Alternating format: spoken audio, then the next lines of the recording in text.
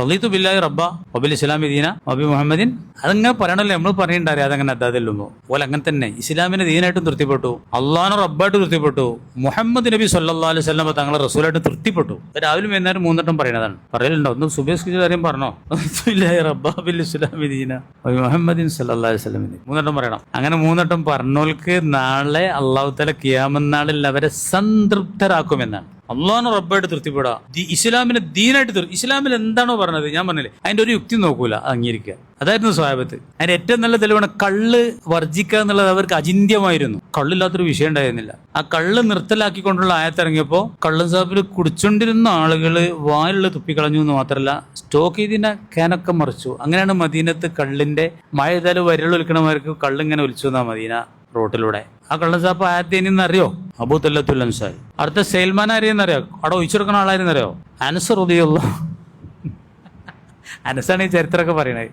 Anas റളിയല്ലാഹുല്ലേ റസൂലുള്ളാഹിന്റെ കുട്ടിയാണല്ലോ. റസൂലുള്ളാഹിന്റെ ഖാദിമായിട്ട് Umm സുലൈമിന്റെ മകനാണ്. അങ്ങനെ ആ ഉമ്മു സുലൈമിന്റെ മോനാണ് ആര്? അനസ്. ഉമ്മാന്റെ പുതിയാപ്പിളായിട്ടാണ് അബൂദല്ല വന്നത്. അബൂദല്ലക്കാണ് കള്ളുസാപ്പ്. ആ കള്ളുസാപ്പിലെ പണിക്കാരനായി ആര്?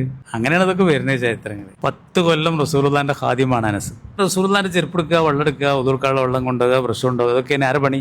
അങ്ങനെ അനസിന് തങ്ങളങ്ങോട്ട് ദ്വാരന്നിട്ട് പഠിച്ചവനെ എത്രയോണം മക്കളുണ്ടായിരിക്കണ അറിയങ്ങൾ, എത്രയാണ് മുതലുണ്ടായിരിക്കണെന്ന് അറിയാം. വലിയ ചരിത്രമാണ്. നമുക്ക് ഇൻഷാ അല്ലാഹ് അതൊക്കെ പറയാം. ഞാൻ പറയണത് എന്താ വെച്ചാല്, ഇസ്ലാമിനെ ദീനായിട്ട് തൃപ്തിപ്പെടുക അങ്ങനെയാണ്. ആ കള്ളും സാപ്പിലുണ്ടായിരുന്ന എല്ലാ മദ്യദീപങ്ങളും റോട്ടിലേക്ക് ഒഴിച്ചെന്ന് മാത്രമല്ല, ഈ കുടിച്ചുകൊണ്ടിരിക്കണവനെ ഇറക്കട്ടെ എന്ന് അവർ കരുതിയോ? ഇല്ല. അനുസരണമാണ്, വല്ലാത്ത അനുസരണമാണ്. അതിൽ ഏറ്റവും മികച്ചത് പറയേണ്ട ഒരു സംഗതിയാണ് എന്താ പറയുന്നത്, സൂറത്ത് നൂറിലെ 33-ാമത്തെ ആയത്തിറങ്ങിയപ്പോൾ മുഖമക്ക നടന്ന പെണ്ണുങ്ങൾ എന്നുള്ള ആയത്തിറങ്ങിയപ്പോൾ, ആയത്ത് മദീനത്തെ പള്ളിയിൽ നിന്നാണ് റസൂൽ ആണുങ്ങൾ ഓതി കളിപ്പിച്ചത്. അത് കേട്ട ആണുങ്ങൾ പെരി പോയിട്ട് ആയത്ത് ഓതി കൊടുത്തപ്പോൾ പെണ്ണുങ്ങളൊക്കെ പെരിയിലുള്ള പൊതുപ്പോണ്ടൊക്കെ അന്ന് തന്നെ മുഖമക്കനുണ്ടാക്കി. തഫ്സീലെന്ന് പറയാണ്, പിറ്റേന്ന് തുണിഷാപ്പിൽ പോയിട്ട് തുണി വാങ്ങട്ടെ എന്നൊന്നും കരുതിയില്ല. ആയിഷാ ബീവി പിന്നെ അതിനെക്കുറിച്ച് പറഞ്ഞത് എങ്ങനെയാണ്, അല്ലാഹു തആലാന്റെ ഒരു ആയത്തിറങ്ങിയാൽ ഇത്ര അനുസരിക്കാനുള്ള ജാഗ്രത ഉള്ളത് ഞാൻ വേറെ കണ്ടിട്ടില്ല ഈ പെണ്ണുങ്ങളെ മാർക്കെന്ന് പറഞ്ഞു. അതാണ് മുസ്ലിം.